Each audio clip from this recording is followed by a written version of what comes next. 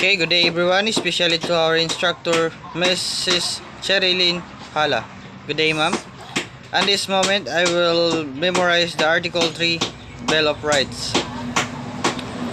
Section 1. No person shall be deprived of life, liberty, or favor without due process of law. Nor shall any person be denied the equal protection of the law. And section 2, the right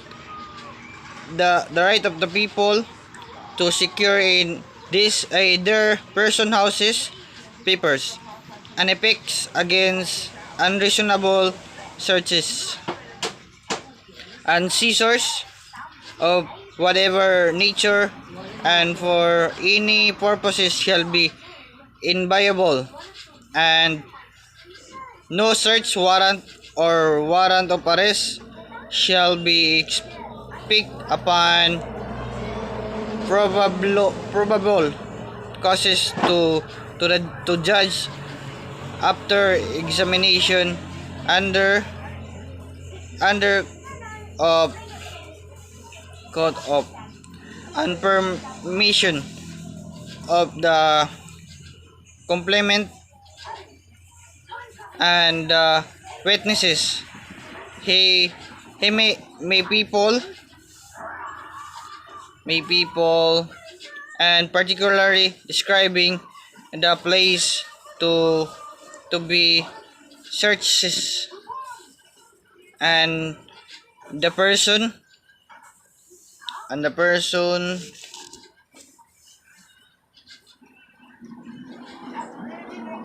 or thing person or things to be seized. Section 3, number 1, the privacy of communication and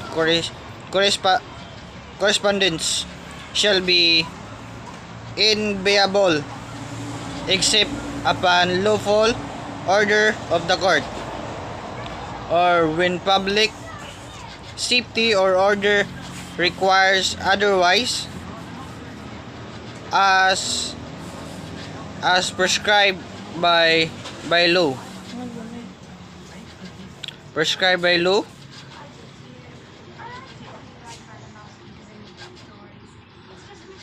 Number 2, any evidence obtained in violation of this or the preceding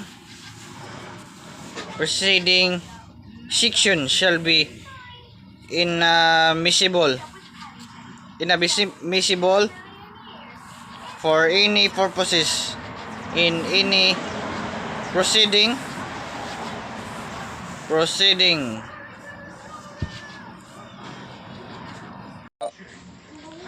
Section 4. No law shall be passed abridging the freedom of speech, of expression, or of the press, or the right peaceful to assemble and petition the government for redress or grievances.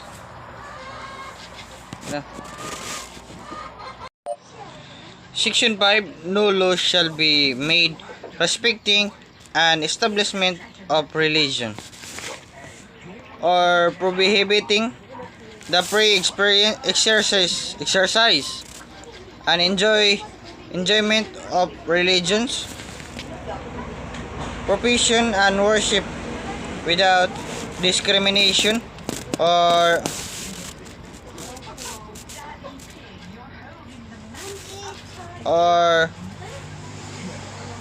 preference shall forever be allowed.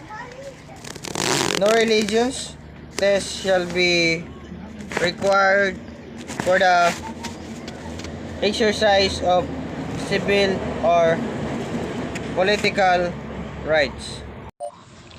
Section 6. The liberty of abode and of changing the same within the limits prescribed by law, shall not inferred except upon lawful order of the court. Neither shall the right to travel be inferred except in the interest of national security, public safety, or public health as may be provided by law. Section 7.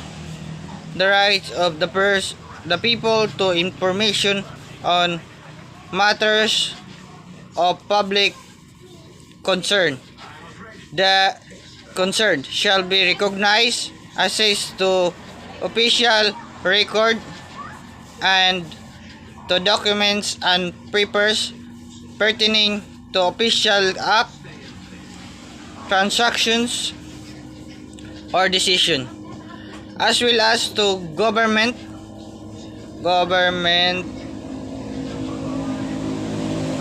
research data use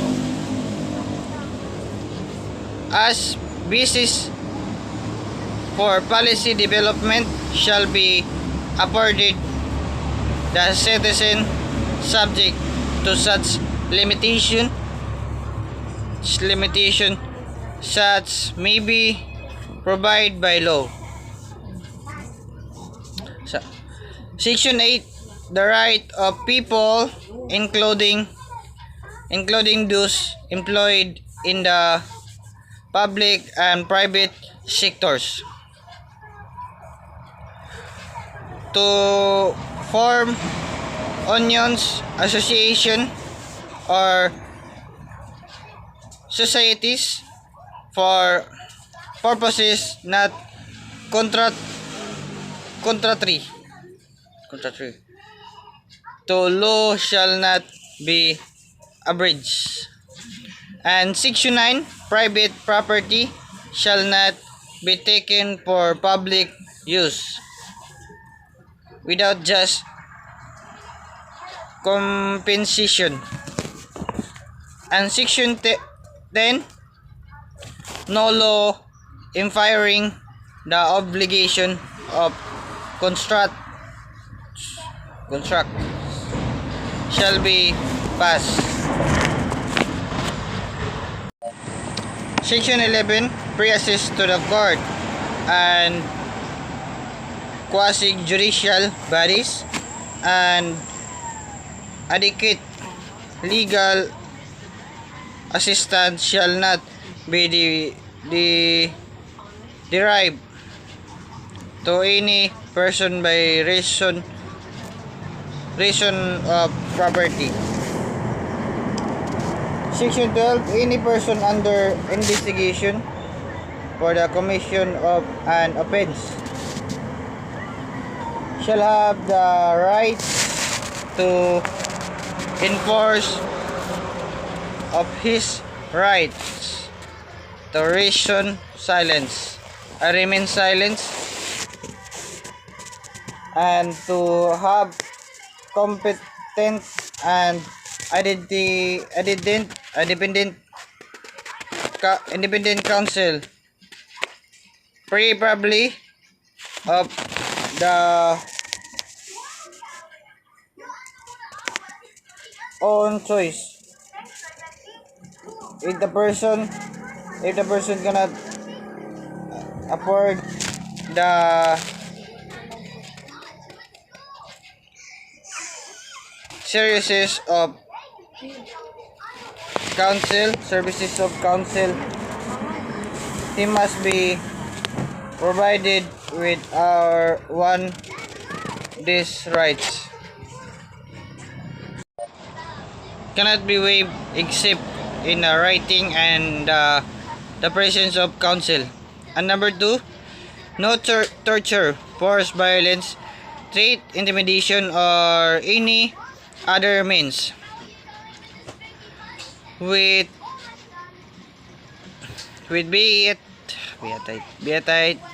the free will shall be used against him. Section detention, place solitary and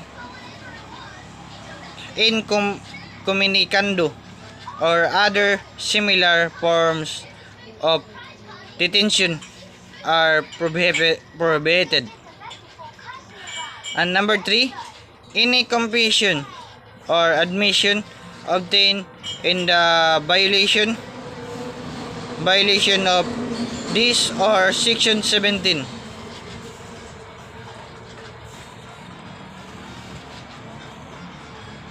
thereof shall be inadmissible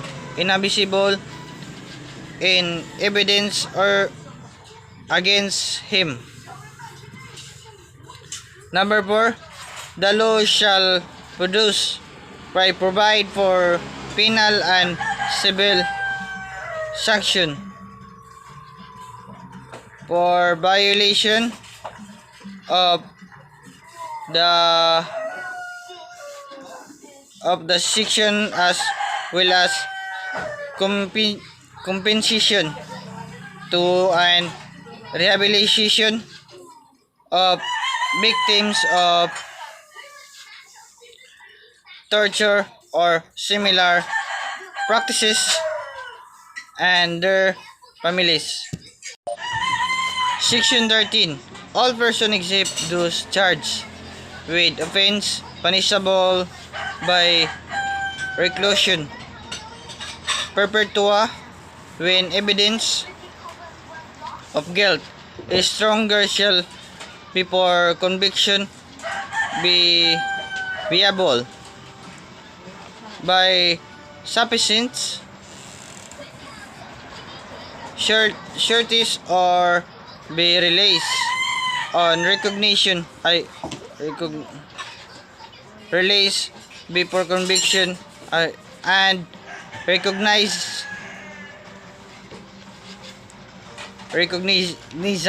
as may be provided by law. The rights to bail shall not be inferred even when the privilege of the writ of habeas corpus is suspended.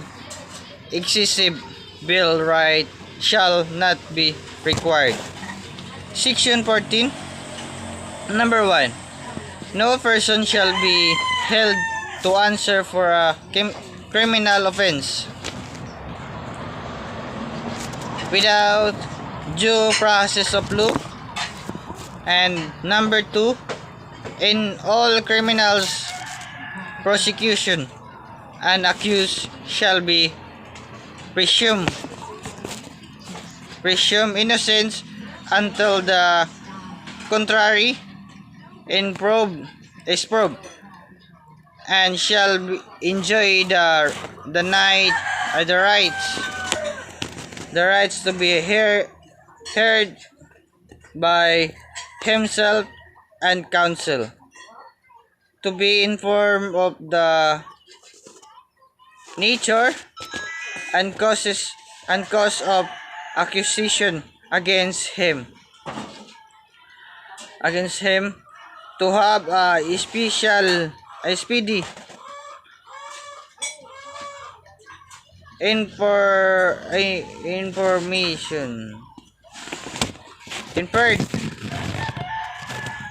process to secure the attendance of witnesses and the production of evidence in his behalf. However, after arrangement, trial may proceed, notwithstanding the absence of the accused, provided that he has been duly notified and his failure to appear is unjustificable.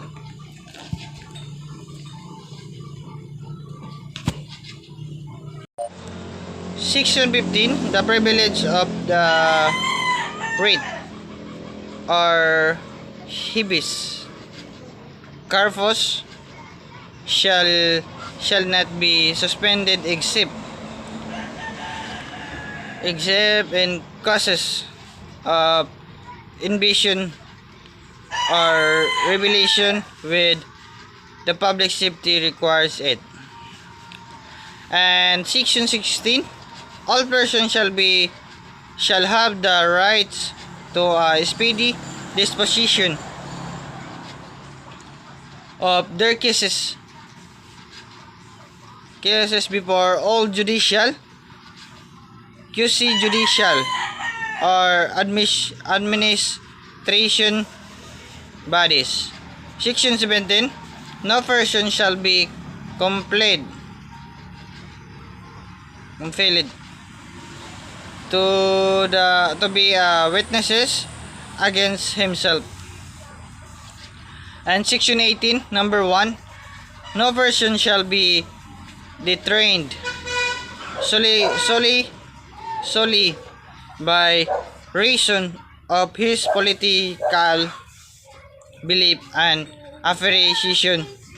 Number 2, no voluntary servitude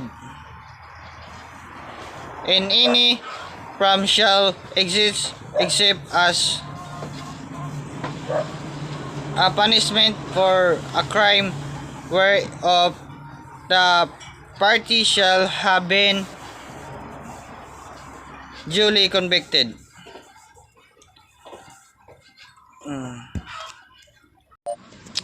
And section 19, excessive fines shall not be imposed, nor cruel and degrading or inhuman punishment inflicted, neither shall a death penalty be imposed unless for compelling reason involving heinous crime.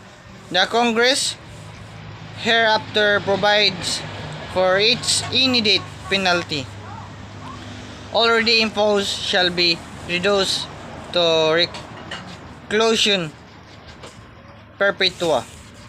And number 2, the employment of physical, psychological or degrading punishment against any prisoners or detained, or the use of condition shall be dealt with by law. Section 20, no person shall be in prisons for debt or non-payment of full tax. And section 21, no person shall be twice put in jeopardy for the of punishment for the same offense if an act is punished by a law and on ordinance, conviction or acquittal under either shall be constitute a bar to another prosecution for the same act. Section 22, no exposed factor law or bells or attender shall be enacted. And thank you everyone for watching.